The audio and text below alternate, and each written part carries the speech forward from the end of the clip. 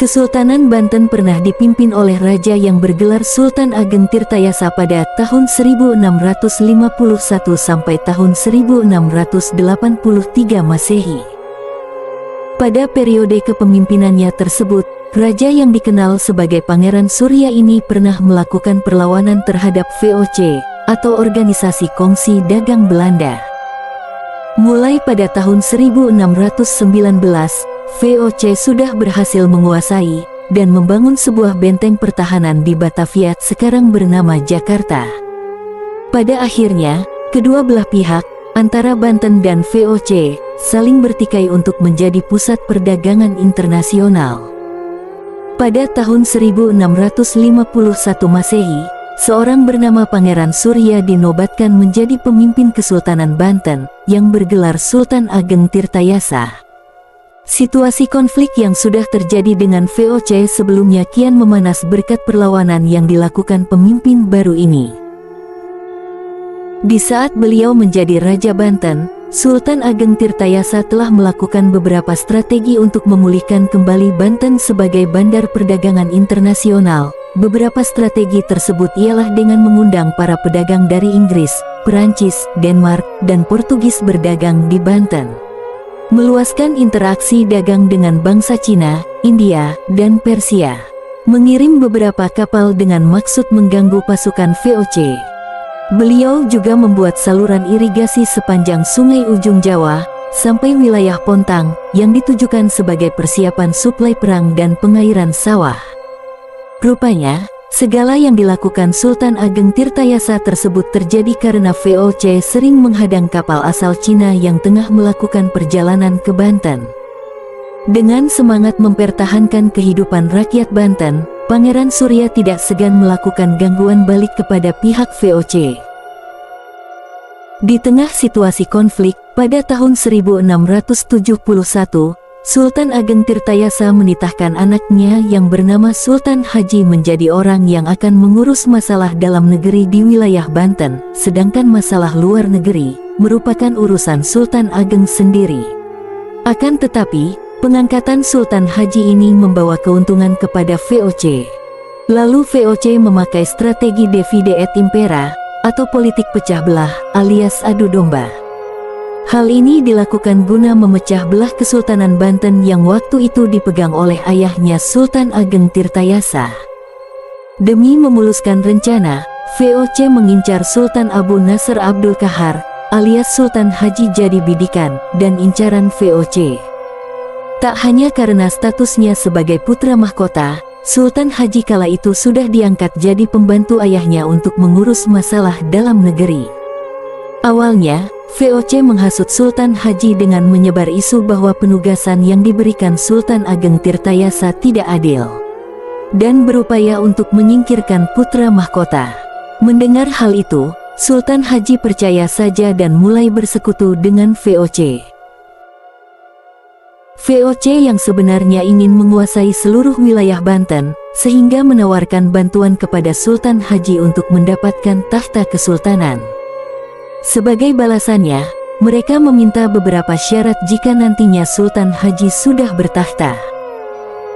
Di antaranya Banten harus menyerahkan daerah Cirebon, VOC diizinkan memonopoli perdagangan lada di Banten, hingga penarikan pasukan Banten yang menguasai daerah pantai dan pedalaman Priangan.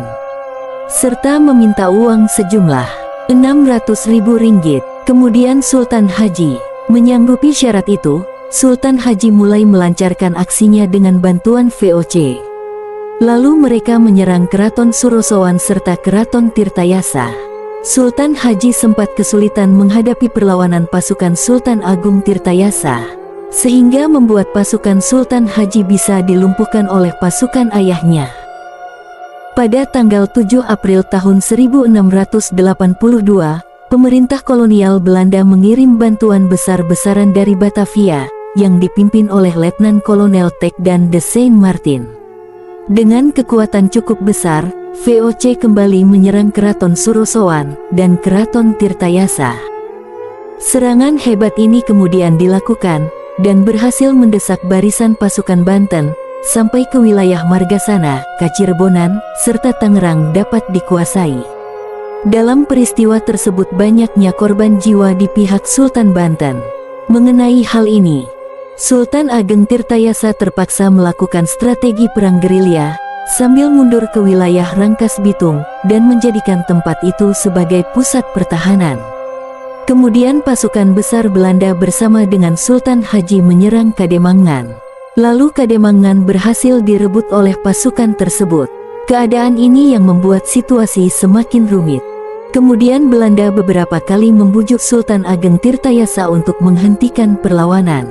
Namun, beliau tidak gentar, dan beliau tetap akan berusaha melawan serta berjuang demi mempertahankan daerah Banten.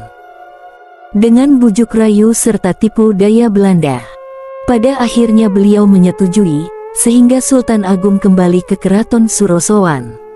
Setibanya beliau di sana, Sultan Haji Tirtayasa ditangkap. Kemudian beliau dibuang dan dipenjarakan di Batavia.